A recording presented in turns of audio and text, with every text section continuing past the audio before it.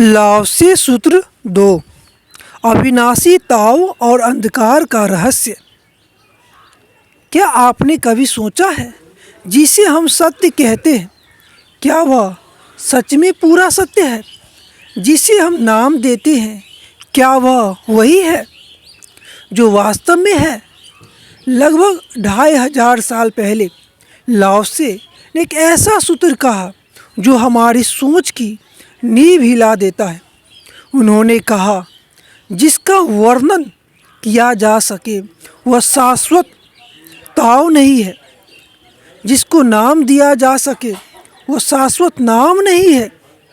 आज हम इस रहस्य को समझेंगे धीरे धीरे, दिल से, और अंत में आप खुद को नए दृष्टिकोण से देखेंगे।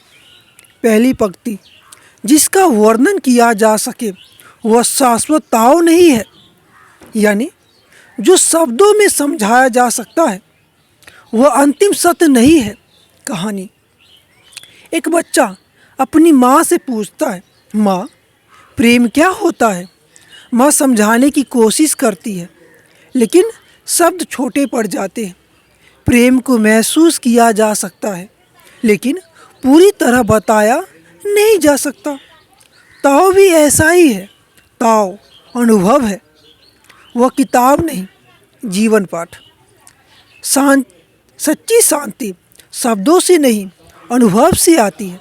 दूसरी पंक्ति, जिसको नाम दिया जा सके वह शाश्वत नाम नहीं है, यानी जैसे ही हम किसी चीज़ को नाम देते हैं हम उसे सीमित कर देते हैं। जैसे आकाश को देखिए, आप कहते हैं आकाश, लेकिन क्या वह शब्द आकाश की विशालता को पकड़ सकता है? नहीं। नाम सीमित है, वास्तविकता असीमित। हम इंसानों को भी नामों से बांध देते हैं, अच्छा, बुरा, सफल, असफल, लेकिन व्यक्ति इन शब्दों से कहीं बड़ा है। जीवन पाठ, लोगों को नाम से मत बांधिए, खुद को भी नहीं। तीसरी पंक्ति, जिसको नाम न दिया जा सके वही हकीकत में अविनाशी है, यानी जो बिना नाम के है वही शाश्वत है। जैसे मौन, आप मौन को पकड़ नहीं सकते, लेकिन वह हमेशा मौजूद है। कहानी, एक साधु से किसी ने पूछा, भगवान कहाँ है? साधु ने कुछ नहीं कहा, बस मुस्कुराया। मौन ही उत्तर था। जो शब्दों से परे है वही सबसे अस्थायी है। जीवन पाठ, भीतर के मौन से जुड़ो, वही स्थिरता है। चौथी पंक्ति, नाम देने की क्रिया ही सभी वस्तुओं का मूल है, यानी जब हम नाम देते हैं तभी दुनिया बनती है। अगर बच्चे को रंगों के नाम न सिखाए जाए तो वह दुनिया को अलग तरह से देखेगा। नाम दुनिया को विभाजित करते हैं। जैसे आप कहते हैं यह मेरा है, वहीं से अलगाव शुरू होता है। नाम से पहचान आती है, पहचान से अहंकार। जीवन पाठ, जहाँ मेरा कम होगा वहाँ शांति अधिक होगी। पांचवी पंक्ति, इच्छाओं से मुक्त हो जाओ, आपको सारे रहस्यों का राज मिल जाएगा। अर्थ, यानी इच्छा क्या है? कुछ पाने की लालसा, कुछ बनने की बेचैनी। जब मन इच्छाओं से भरा है तो वह शांत नहीं है। कहानी, एक युवक गुरु के पास गया, मुझे सत्य चाहिए। गुरु ने पूछा, क्या तुम सब छोड़ सकते हो? युवक चुप हो गया। जब तक मन भरा है सत्य अंदर नहीं उतरता।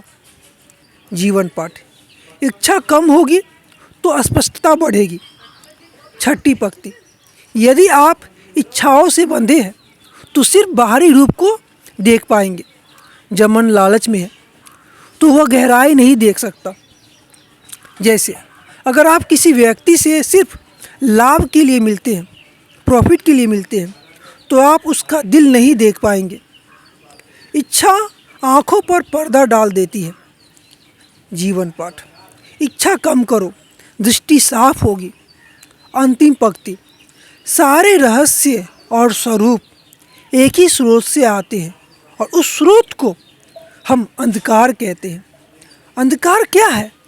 यह नकारात्मक यानी निगेटिव नहीं है, यह अज्ञात है, सीक्रेट है, रहस्य है। जैसे बीज अंधेरी मिट्टी में अंकुरित होता है, जैसे बच्चा माँ के गर्भ के अंधकार में जन्म लेता है, अंधकार में संभावनाएं छिपी है। अंतिम रहस्य, अंधकार के भीतर और अंधकार, मतलब जितना गहराई में जाओगे उतना मौन मिलेगा। वही है ज्ञान का द्वार। दोस्तों, इसे जीवन में कैसे लागू करें? तो रोज़ 5 मिनट मौन में बैठिए, किसी को लेबल ना करें, अपनी इच्छाओं को देखें, दबाए नहीं, समझे, अनुभव को शब्दों से ऊपर रखें। अंतिम संदेश, सत्य शब्दों में नहीं समाता, सत्य शब्दों में नहीं समाता, उसे जीना पड़ता है। अगर यह व्याख्या आपके दिल को छू गई हो तो कमेंट में लिखिए, मैं अनुभव करना चाहता हूँ, सिर्फ समझना नहीं। जुड़े रहिए बुक विथ बबलू सर के साथ। दोस्तों, अगर ये वीडियो अच्छा लगा तो चैनल को सब्सक्राइब जरूर कर लीजिएगा और कमेंट भी बताइए कि आपको कैसा लगा। धन्यवाद।